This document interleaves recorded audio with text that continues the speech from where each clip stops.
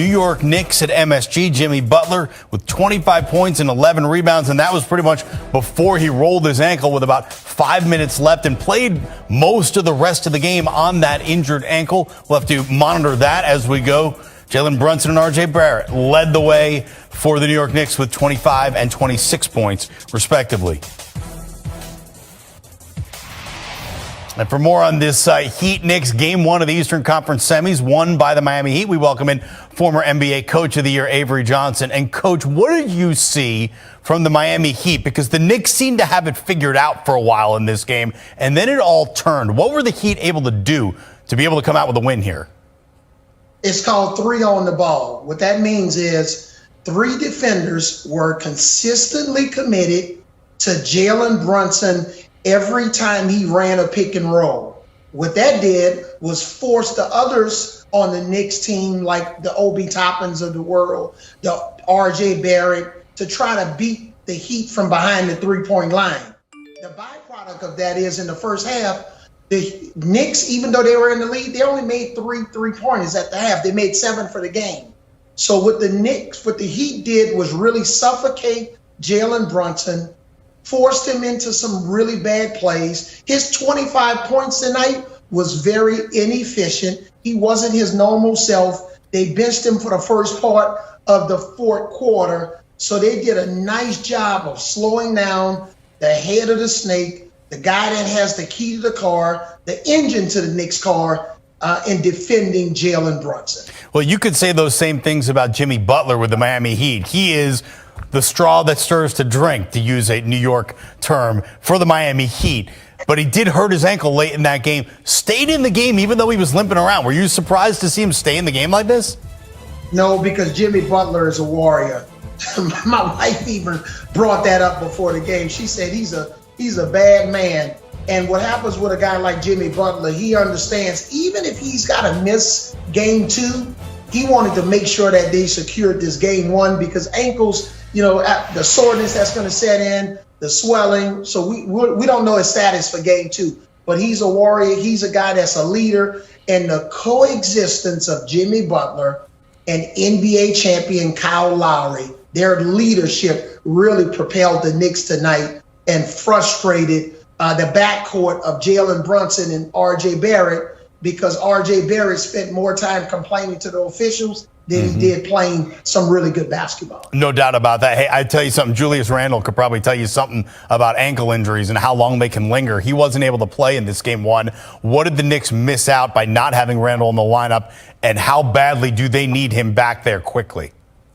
Well, they missed another guy that can get his own shot, guy that can pick and roll, pick and pop, another ball handler to take the ball out of Brunson's hands, especially in transition, and somebody to really slow down Kevin Love. Kevin Love, was effective off the bench. A couple of those outlet passes. I think he had 3 in a row there doing the stretch to his teammates. So another guy that can get his own shot, rebound the basketball, defend, play out of the post, play in the mid-range, and a guy that Tom Thibodeau can move around. So they desperately need him on the court. And what happens is a guy like Obi Toppin, who normally would play 16 minutes, now he has to start and play 30 minutes. And sometimes that's diminishing returns for a guy that's primarily a role player off the bench. Well, I'll tell you something, Coach. If you took those little numbers we put in parentheses in front of each team that displays their seed, you wouldn't know that Miami's an 8 seed right now. In fact, they're the first number 8 seed to win 5 of their first 6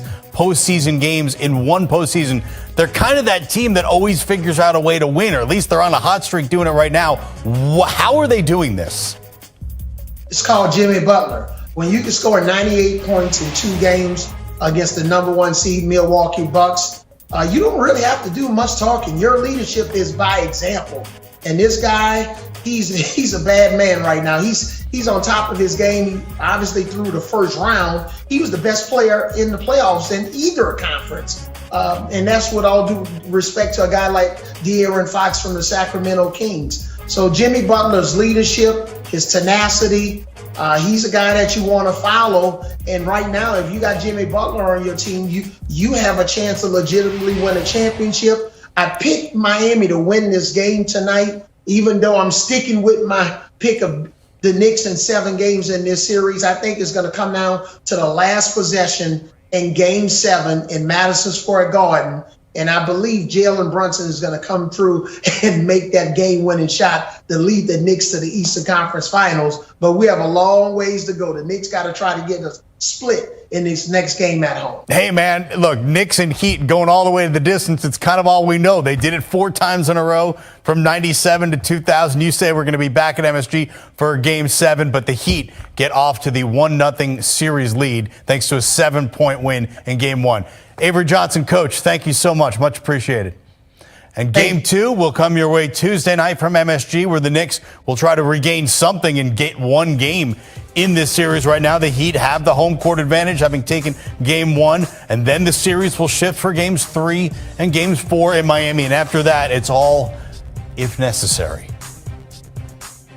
As the Heat and the Knicks, Game 1, it is going down. Stephen A. Smith, my friend, the floor is yours. You know, I understand why Jalen Rose and Mike Wilbon, those Siemens, they're used to being in these moments. Unfortunately, that hasn't happened for my boys from the Midwest. But that's okay. We here to hold it down. Listen to this right now. Julius Randle's going to be out. I understand that's cause for panic in some people's eyes. Not for me. The ball will move better. That's number 1. Number 2, in the 5 starts that Obi Toppin had in his absence this year. 21.8 points, better than 55% shooting from the field. We got to take that into consideration.